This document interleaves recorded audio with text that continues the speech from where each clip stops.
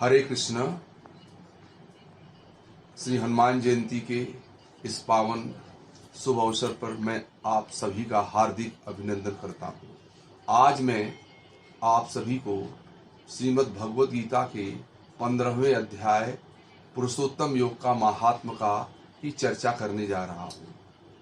भगवान भूत भावन महेश्वर जी माँ पार्वती जी से कहते हैं कि पार्वती जी सुनिए, गीता के 15वें अध्याय का महात्म अत्यंत पावन और पवित्र है। इसको मात्र सुनने से जीव जो है वह कल्याण को प्राप्त हो जाता है।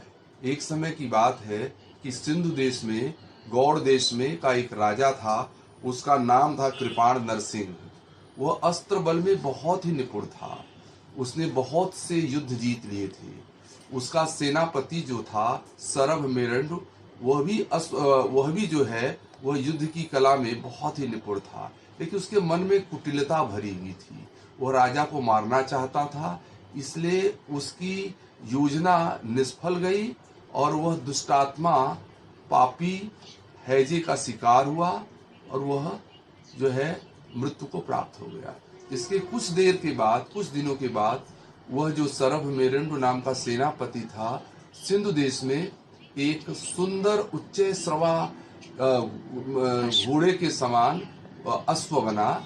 अश्व बनने के पश्चात उसकी कीर्ति दूर दूर तक फैल गई। एक वैश्य जो घोड़े का व्यापारी था, उसने देखा, उसने उस घोड़े को जो है मुंहमांगी कीमत देकर खरीद लिया और राजा के पास आया। राजा यद्यपि उस वैश्य के बारे में जानते थे, जब उन्होंने देखा कि अश्व बहुत ही सुंदर और उच्च श्रवा के समान सारे गुण उसके अंदर मौजूद हैं, उसे खरीद लिया। एक बार राजा उसी घोड़े को लेकर जो है हिरणों का शिकार करने के लिए वन में चले गए, मृगया का। तो दूर दूर तक जब वो जा रहे थे तो उन्हें प्यास लगी और उनके जो घुड़सवार थे, उनके सैनिक उनसे बिछुड़ गए थे। राजा को प्यास लगी, इसलिए उस घोड़े को जो है पेड़ के पास बांध दिया। बांधने के पश्चात जो है वहाँ पर जो है वो राजा प्यास की खोज में इधर उधर भटकने लगे। वहीं पर उन्हें पीपल के पत्ते के ऊपर ऊर्ध्वमूल मधः शाखम एक आधा श्लोक लिखा हुआ मिल गया। राजा ने जैसे ही भगवद गीता के 15वें अध्याय का आधा श्लोक पढ़ा, वैसे ही चमत्कार हो गया। वह घोड़ा जो था वह गिरा और वहां से स्वर्गलोक से कुछ दूत आए, उसे लेकर स्वर्गलोक की ओर प्रस्थान कर गए। राजा के खुशी का ठिकाना, आश्चर्य का ठिकाना नहीं रहा। वो बहुत ही विस्मित विजड़ित हो गए। उन्होंने देखा कि वे एक शिलाखंड के ऊपर विष्णु शर्मा नामक एक त्रिकालदर्शी मंत्रवेत्ता, जो कि भगवान श्री कृष्ण का जो है पारायण कर रहे थे, जब तब पर उनके पास पहुंचे, प्रणाम किया। उससे उन्होंने कहा कि महात्मन, मेरा घोड़ा जो कि मैंने उसको पेड़ के पास बांधा था, अचानक वह गिरा और उच्च लोक की यात्रा के लिए प्रस्थान कर गया। तो विष्णु शर्मा जी ने ध्यान लगाया, बोले ऐसा कुछ नहीं है, आपने यहीं कहीं भगवद गीता के आधे श्लोक जो है पीपल के पेड़ के पत्ते के ऊपर लिखा हुआ था, उसको आप वांच रहे थे, और वांचने से जो आपका सरभ मेरंड नाम का जो आपका सेनापति था, जो आपको मारना चाहता था, और इसीलिए वह जैसे ही उस मंत्र को आपने पढ़ा, भगवद गीता के 15वें अध्याय का आधा श्लोक, वह मुक्त हो गया, वह स्वर्ग को प्राप्त हो गया। इसमें कोई बहुत बड़ी बात नहीं है। तो राजा ने फिर क्या किया कि घर पर आए, अपने राज्य को, अपने पुत्र को, सिंहबल को आरूढ़ कर दिया और भगवद गीता के 15वें अध्याय का जप तप मनन निधिध्यासन करने लगे और अंत में वे भी मुक्त हो गए। यह है श्रीमद् भगवद गीता के 15वें अध्याय का महात्म। जो कोई भी, इसे पुरुषोत्तम योग के नाम से जाना जाता है, और इसमें 20 ही श्लोक हैं। और भगवान शिव ने तो कहा ही है, यह मेरा अपना भी अनुभव है, इस 20 श्लोक में से अगर आप 4 या 5 श्लोक प्रतिदिन पढ़ें मनन करें, चिंतन करें, पारायण करें, लिखें। मैं दावे के साथ कहता हूं कि आपको सभी फल, चतुर्दिक फल मिल जाएंगे। आपको मैं सस्वर भगवत गीता के 5 अध्याय 5 श्लोकों का जो है वह सलय के साथ उच्चारण कैसे करना चाहिए और उसके अर्थ के साथ बताने जा रहा हूं। ध्यान पूर्वक, मनोयोग पूर्वक आप सभी लोग सुनिएगा। देखिए, ऐसे है कि श्रीमद् भगवत गीता का पहला ही श्लोक है, ऊर्ध्वमूलः मधः शाखा मस्वथं प्राहुरव्ययम् छन्दांसि यस्य पर्णानि यस्तं वेद स वेदवित्।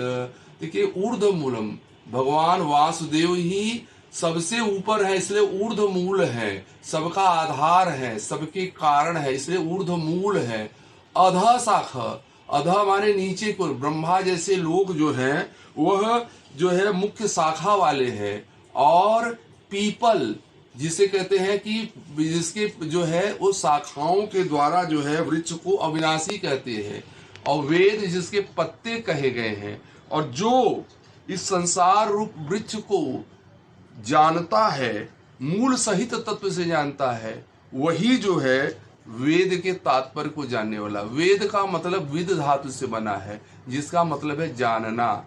इसका अर्थ फिर से समझ लीजिए। भगवान श्री कृष्ण कहते हैं कि आदि पुरुष परमेश्वर मूल वाले हैं, ऊर्ध्व मूल। मध माने जो नीचे की जो शाखा है ब्रह्मा रूप है।